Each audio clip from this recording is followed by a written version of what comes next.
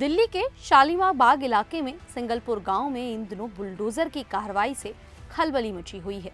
जहां लोग सालों से शांति से रह रहे थे और दुकानें चला रहे थे, वहां अब अचानक से प्रशासन ने बुलडोजर चलाकर कुछ दुकानों और निर्माणों को तोड़ दिया। ये कार्रवाई सड़क चौड़ीकरण के काम के लिए की गई है। स्थानीय लोग बहुत परेशान हैं क्योंकि उनकी रोजी रोटी और घर इस पर निर्भर थे। ये पूरा मामला रोड नंबर 320 यानी मैक्स रोड से जुड़ा हुआ है। अप्रैल 2026 में दिल्ली हाई कोर्ट ने आदेश दिया कि शालीमार बाग की कुछ सड़क को 30 मीटर तक चौड़ा किया जाए। कोर्ट के मुताबिक 1980 से 81 में सरकार ने इस जमीन का अधिग्रहण किया था, लेकिन बाद में यहाँ कई दुकानें, मकान और दूसरे निर्माण बन गए, जिन्हें अब अवैध अतिक्रमण माना जा रहा है। कोर्ट ने साफ कहा कि कुछ लोगों का निजी फायदा जनता की सुविधा से बड़ा नहीं हो सकता। सड़क चौड़ी होने से ट्रैफिक कम होगा, हादसे घटेंगे और एम्बुलेंस व फायर ब्रिगेड जैसी जरूरी सेवाएं अस्पताल और स्कूल तक जल्दी पहुंच सकेंगी। पीडब्ल्यूडी यानी सार्वजनिक निर्माण विभाग की टीम ने रात में कुछ दुकानों पर बुलडोजर चलाया। इसमें सुलेखा अग्रवाल समेत कई दुकानदारों की दुकानें प्रभावित हुई। इलाके के 143 से 200 तक घरों और दुकानों पर पीले निशान लगाए गए और नोटिस चिपकाए गए। कुछ जगह पर तोड़फोड़ भी शुरू हो गई। लोगों का कहना है कि प्रशासन ने अचानक रात में कार्रवाई शुरू कर दी, जिससे उन्हें सामान हटाने या तैयारी करने का सही मौका नहीं मिल पाया। यहाँ कई परिवार पिछले कई दशकों से रह रहे हैं। कुछ लोग तो 50 से 70 साल से इसी इलाके में बसे हुए हैं। उनका कहना है कि उन्होंने मेहनत से अपने पक्के और अच्छे मकान बनाए हैं, लेकिन अब उन पर टूटने का खतरा मंडरा रहा है।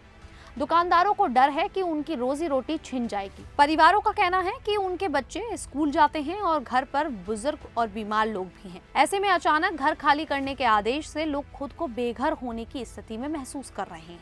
महिलाएं और बच्चे रोते हुए विरोध कर रहे हैं। जब लोग मुख्यमंत्री रेखा गुप्ता के घर के बाहर प्रदर्शन करने पहुंचे तो पुलिस ने उन्हें रोक दिया।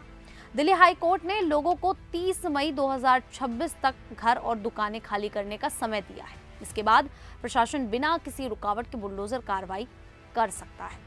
कोर्ट ने सरकार से कहा है कि लोगों के साथ संवेदनशील व्यवहार किया जाए और उन्हें एक्स ग्रेशिया यानी कि सहानुभूति के तौर पर कुछ आर्थिक मदद दी जाए।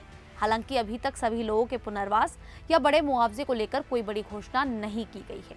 वहीं मुख्यमंत्री रेखा गुप्ता का कहना है कि इस सड़क पर पिछले कुछ महीनों में हादसों में 2 बच्चों की मौत हो चुकी है, इसीलिए लोगों की सुरक्षा के लिए सड़क को चौड़ा करना जरूरी है। ये कार्रवाई सिर्फ सिंगलपुर गांव तक सीमित नहीं है। शालीमार बाग के पूरे इलाके में सैकड़ों घर, दुकानें और दूसरी इमारतें इसकी चपेट में हैं।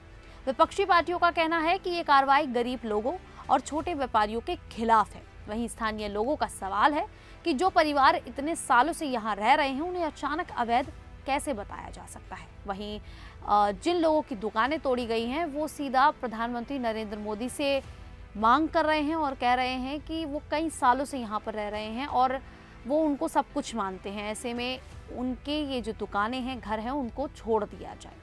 वो कह रहे हैं कि हम पीएम मोदी को ही मानते हैं, हम बीजेपी के ही सपोर्टर हैं। अब कई लोग कोर्ट में कानूनी लड़ाई लड़ रहे हैं और सरकार से रहने के लिए दूसरी जगह और मुआवजे की मांग कर रहे हैं। फिलहाल इलाके में तनाव का माहौल है। लोग अपने घर और दुकान बचाने की प्रार्थना कर रहे हैं और चाहते हैं कि समस्या का शांतिपूर्ण समाधान निकाला जाए। खैर, आपसे भी कोई जानकारी कैसी लगी, आप हमें कमेंट करके जरूर बताएं। अभी के लिए इतना ही, फिर हाजिर होंगे ऐसी ही दिल्ली से जुड़ी बड़ी खबरों के साथ। तब तक के लिए देखते रहिए द न्यूज़ 15 दिल्ली।